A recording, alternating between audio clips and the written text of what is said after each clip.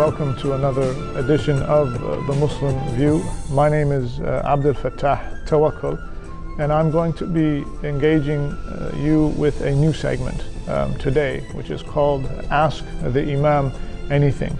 This is a segment that is meant to help engage more with the community, where people can send in their questions that they have and that they'll be answered by a faith leader within the community. Today's question has to do with interfaith dialogue.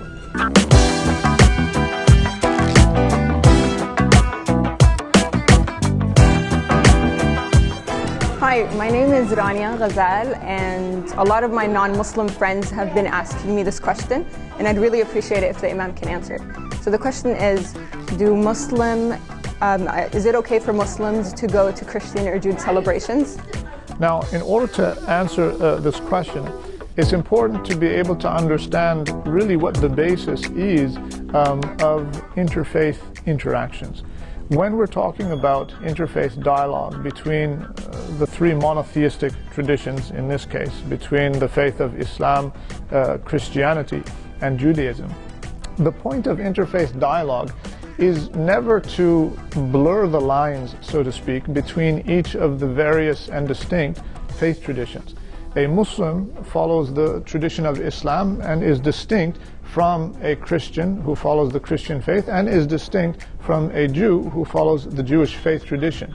There are a lot of commonalities that exist between them, and there are also differences, but the commonalities between the monotheistic faith traditions are much more than the differences.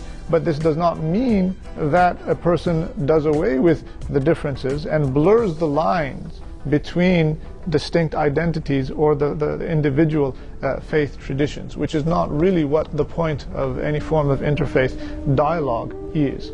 So when a Muslim is going to go, for example, to a Catholic or to a Jewish celebration per se, when a Muslim does so, they can do so in terms of observing what is taking place for the purpose of strengthening the bond or the bridge between the various faith communities. So as a sign of solidarity and whatnot, that a Muslim would go and simply to observe the practices of the other faith group.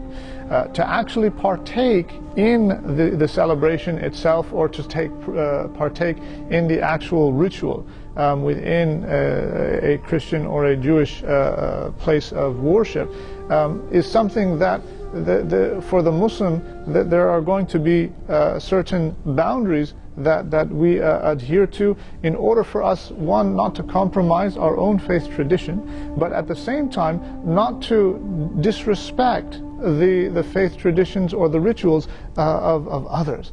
And so for a Muslim, for example, to take part in the Eucharist, there are certain beliefs that are related to the differences of how Muslims view Jesus and how Christians view Jesus that would come into play with a ritual such as the Eucharist. A Muslim would observe the Eucharist in terms of being as an observer rather than someone who would partake in it. And the reason for that is because, one, the Muslim is not going to compromise in terms of their own faith principles to believe in the oneness of God, and that in terms of the person of Jesus as being a great prophet and messenger of God. And so this is one of the demarcation points between Muslims and Christians. And so it is also out of respect that the Christian who are practicing this ritual, they don't want any meanings to be taken away from their practice, which they believe in, and they have the right to believe in it, by someone who doesn't necessarily have the same world view.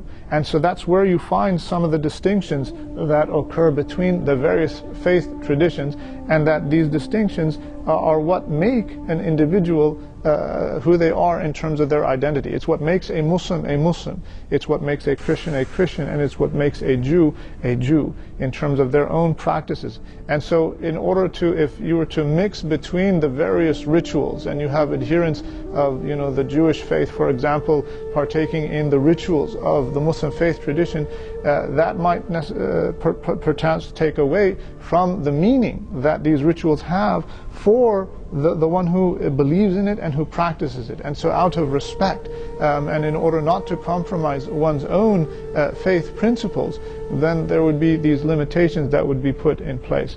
And so to summarize, a Muslim would be able to go and simply observe the rituals of the Christians or the Jews, rather than participating or partaking in them, and the vice versa would also be considered as valid. I hope that clears up the question, and I look forward to seeing you on another segment of Ask the Imam Anything for the Muslim View.